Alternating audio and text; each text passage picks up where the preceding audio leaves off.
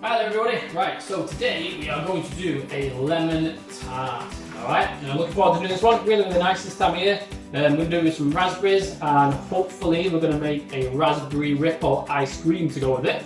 Okay, that sounds delicious to me. And if that doesn't work out, if the ice cream machine doesn't work, then I'll show you how to make a custard instead. Alright, which wouldn't go with the lemon tart obviously. So when you make an ice cream, you almost pretty much make a custard. Okay, and then churn it in an ice cream machine. So we'll have a go at doing that. Lemon tart's dead easy. I'll show you how to make some sweet pastry, show you how to blind bake a tart case, and then show you how to make the filling. And the filling can be baked. There's two different ways you can do lemon tart. You can either just make a filling that sets, okay, or you can make a filling where it bakes in the oven. Obviously, once it's cooked and chilled out, then it sets. All right, I prefer this way. Find if you make the one where you do a set mixture that pours and it sets in the fridge. It's a bit like having a big blob of lemon curd, okay, which I'm not a massive fan of, because sometimes it tastes a little bit overly sweet and tangy, whereas this one's got a nice warm flavour to it. So this is what I prefer. Hope you enjoy it. Let's get going.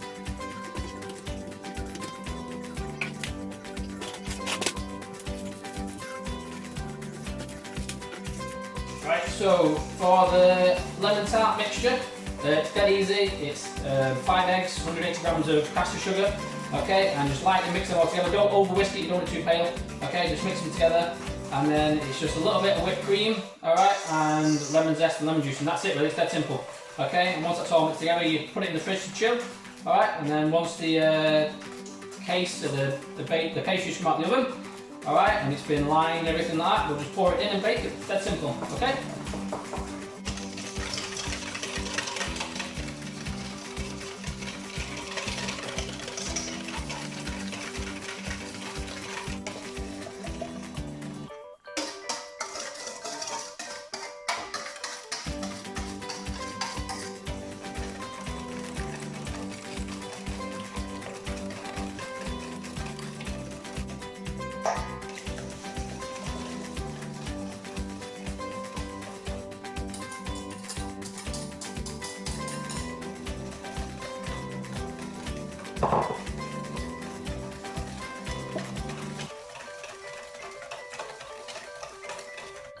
Okie dokie, right, so next we're going to line our baking tin.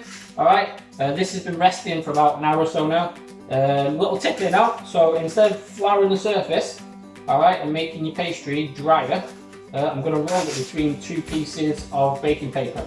Okay, a little trick is alert, because sometimes if you want really nice buttery pastry, okay, you don't want to be adding flour to it. At the same time, when it starts to get warm, it starts to fall back. So if you do this, it'll allow you to have a better crumb. Alright, I've got quite a lot of pastry here. If I've got excess, I'll just trim it down. Alright, so it's quite firm now, but needs a little bit of elbow grease. Okay, to get it to the size you want it. So the first bit might take a while, once it's getting going, it'll be fine and dandy. Okay, so just keep rolling it until you get the right thickness. And then before you put it in the oven, make sure your oven's hot. Okay, so I've had the oven on now for a little while already. Okay, so you're preheating it to make sure it's the right temperature when you put it in. You need to line your baking tin with a little bit of butter, alright, so the pastry doesn't stick. With this, it's got a bottom that comes out as well, okay, so that'll help you take it out, so I'll just pop it up eventually when it's all done. Alright, that's more like a flan ring. Okay, you can get different types of baking rings, okay, baking tins. Alright, so as long as it's big enough for what you're doing, it doesn't really matter. So this is starting to get a bit more pliable now. Alright, as I start to roll it, it'll start to get warm again, and it'll start to roll it easier. You want it about the thickness, just not as thick as a pound coin, but about that thickness. So if it's that thick, it's too thick. Okay, you want it a little bit thinner than that, really. All right, so it's got a nice biscuit crumb to it. All right, but it's not going to be like chomping on a cookie. You don't want it cookie thickness or an actual digestive biscuit thickness. You want it thinner than that. Okay, so roughly about the size of a pound coin. Okay, but not quite that big. All right. I'll come back once it's done.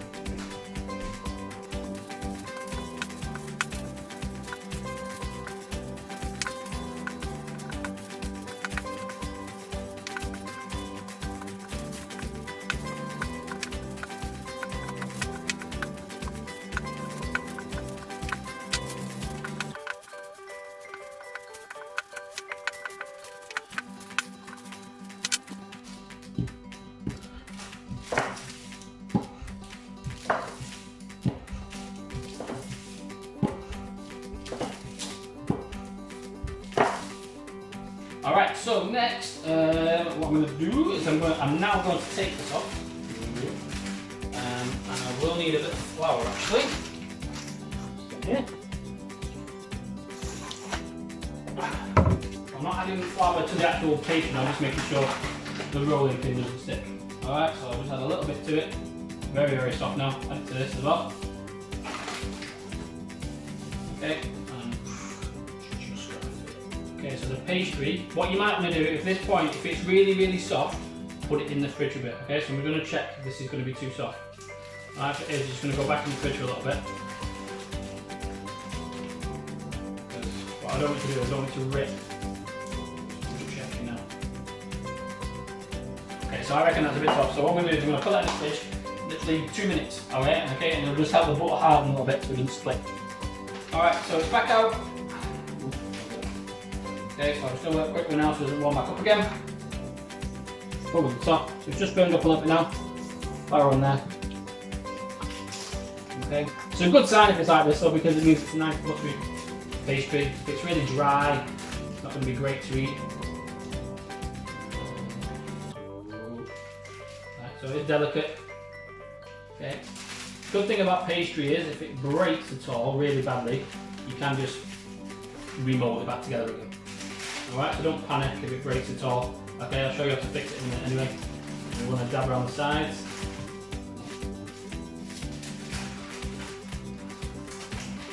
It's very warm in this kitchen today. It things a little bit difficult. Fuck off!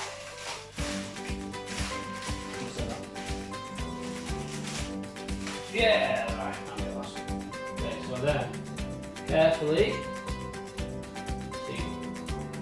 It's not good when you're busy. It's quite stressful, you're rushing and that's happening. What used to drive me nuts as a pastry chef. When you're rushing around and things start to go wrong, oh god, you start stressing out, start slamming things and banging things around.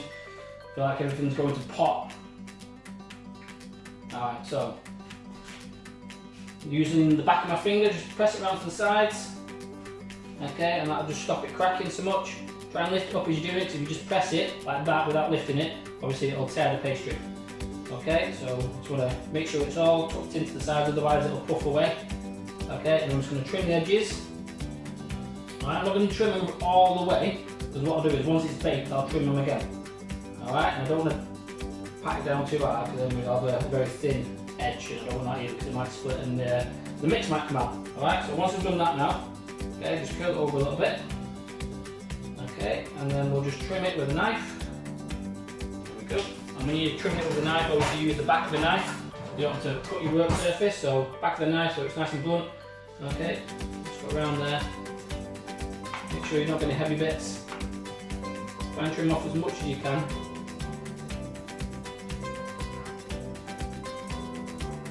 And what you can do with the extra bit as well is, I've got some smaller cases. You can save it for another time, put it in the freezer. Okay, it'll last. Alright, so you can take that. Okay, you can make little biscuits with them as well. Alright, so a little digestive biscuits or little sablé biscuits. Alright, and that's it really. So this looks messy now, but once I put it in the oven and I've trimmed it, you get a nice edge from the tart base as well, okay? what we need to do now is we need to blind bake it. Okay, so to blind bake it, I'm going to go in the tray. And then what you can normally do is you can get some baking beans, like basically just dry beans, okay, and they're just going to go on the top. But I've not got that, so in case you haven't got that, you're wondering what else you can use rather than buying baking beans, you can use some rice. I've not got much rice there, actually. Got all there. Look. There we go, rice. Okay, so just pour the rice on top of the cling film. Double cling film it. Right, so make sure you've got a nice thick bit of cling film. Right, so get a layer out. Don't put a hole in it, like I've just done. Stupid boy.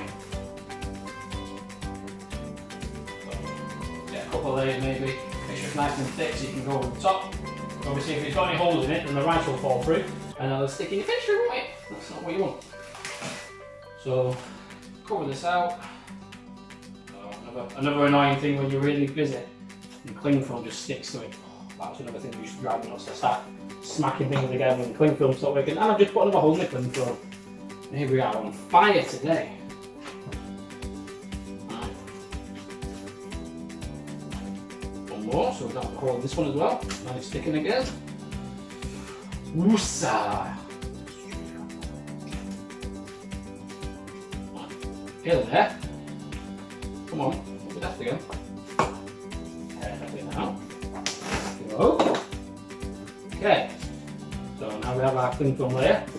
And the reason we do this is we want to get the pastry to be cooked, but we don't want to colour it yet, because we'll do that the second time once the filling's got in. Okay, and if we were to put it in without putting this on top, alright, then it would almost, the pastry would rise. It's got air in it from the butter when you're mixing it.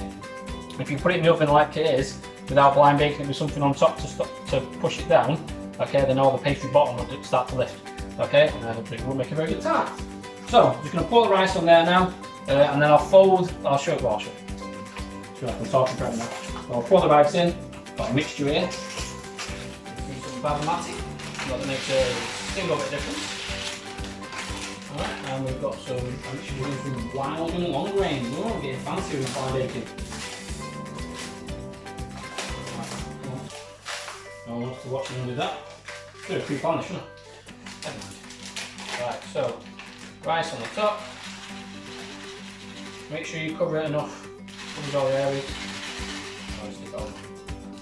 Okay, so spread that out. Again, and if you wanted to do more of things, then just keep the rice. Obviously, once you use it to bake, you can't cook with it. That would not work.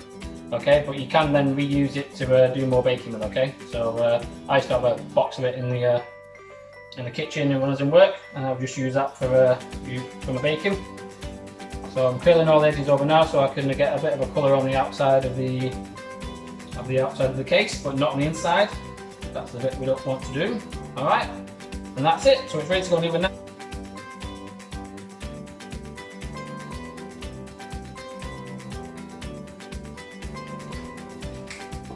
Okay, right, so I've got about 5 minutes left to get this custard done, or ice cream base done, whilst the tart case is going. Recipe is 6 egg yolks, 125 grams of caster sugar, and 500 grams of milk and a vanilla pod. If you don't use a vanilla pod, because it's expensive at the moment, it was £6 a day for a vanilla pod. Okay, so I think somebody's trying to do someone over, alright, because everyone's baking at the moment, so prices are going high in certain things. So I wasn't going to buy that. So you can use vanilla extract instead. Because I'm using a raspberry ripple ice cream, okay, it's not going to make much difference anyway, but the raspberries hopefully will flavour it quite a lot. All I've got here now is a third of the sugar, okay, and the 6 egg yolks, and I'm just whisking that till it goes nice and pale. The milk has come to the boil, alright, and that's got 2/3 of the sugar in it, and it would have the vanilla extract or vanilla pod in as well. And then what we need to do then is we need to, once this is whisked, we need to temper the eggs.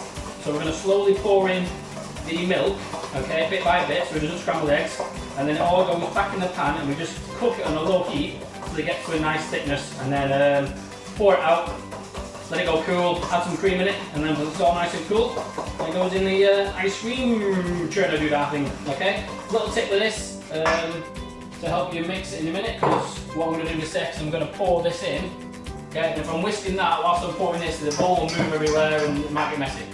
Alright, so I think I've shown you this before, a little tip is you just make a little, I don't know what I'm going to call this, a little holder, alright, for the bowl. So just get your tea towel, wrap it around so it's nice and tight, okay, so keep pulling it over, alright, and then make a circle with it, tie it together at the ends, okay, just wrap it around each other, that's simple, okay, and place that down, and then your bowl will sit in it, okay, and that will stop it moving when it's pouring the milk in, alright, to make it a little bit simplified.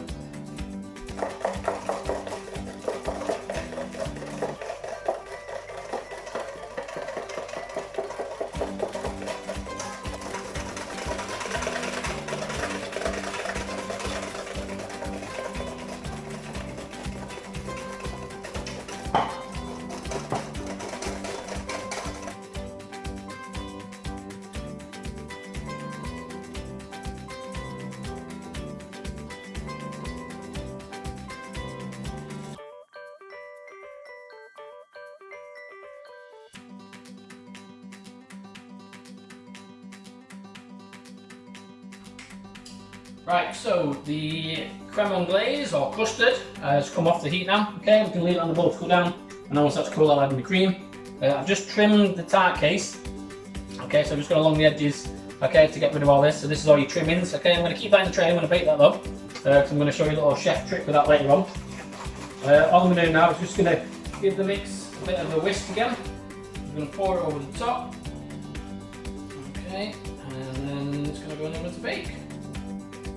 Alright, and the oven's on 150, and it's going to bake for about an hour until it's set, then cool down for a bit before we take it out and let it chill. Much as I can there. Right, to the top. Be very careful, I'm putting this in the oven now. Okay. A little tip actually, it's working.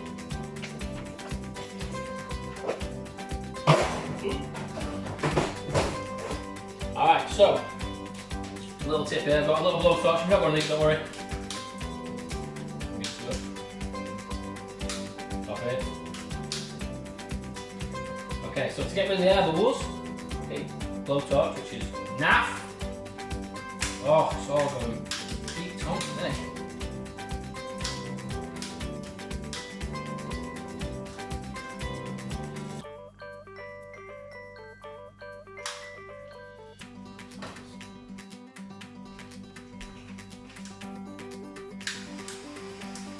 Okay, we've refilled. So to get rid of the air bubbles, blowtorch over the top. Okay, and it just disperses all the air bubbles out of it. Then you won't have them on the top when it bakes, and you get a nice finish to the tart. It's quite fun too. There we go. Move you in there. All gone. Magic. Right, I'm going to move.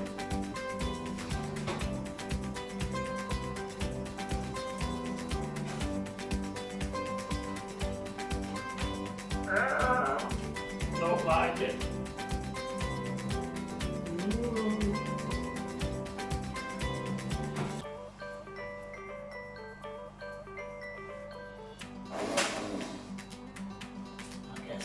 Right, so last little bit of cooking. I'm just going to make a bit of a raspberry puree or raspberry pulp, and this is going to be for the raspberry apple ice cream.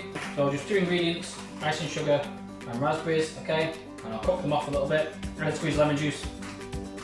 Alright, and then cool down, and then once you add this, once it's churned, okay, I'll show you that in a bit. Okay, so I'm just going to let that cook off, put it into a bowl, let it cool down, and then we're ready to rock and roll. Right, okay, ice cream time. So, I've just put the ice cream base onto my ice just to make sure it's as cold as possible before I put it in the churner. Lemon tart mixes out, okay, so that's cooling down now. All I need now.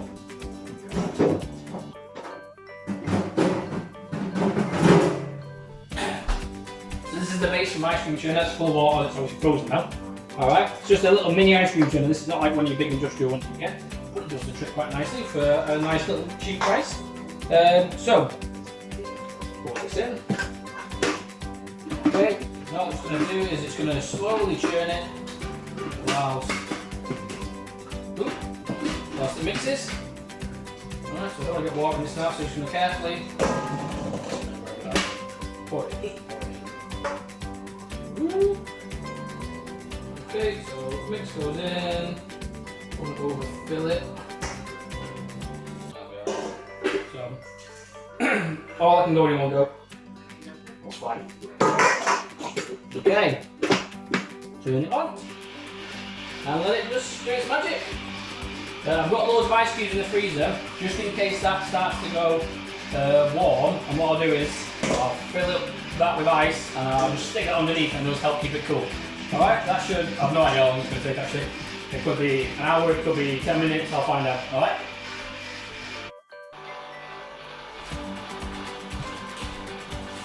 Right, so we're pretty much done now. So lemon tart's cooling down, and this is pretty much done I think. Yeah, so it's been on there for about 25-30 minutes. Because it's not an actual ice cream churn like you get in special places, I'm not going to get it super churned. Alright, so that's nice. Raspberries there. Very good. Okay, so what I'm going to do now is stick them all in here. But to make the raspberry ripple, all I'm going to do okay, all I'm going to do is get some of this into it. Alright, and then I'll just mix in the raspberries with it, and that's it. And then put it in the freezer, let it set a bit more, and then we are ready to rock and roll. All done. Easy peasy. So, try and get that swirl effect on the go. Just gonna put that in, and then slightly mix it around. Not to overdo it. There we are. One raspberry ripple.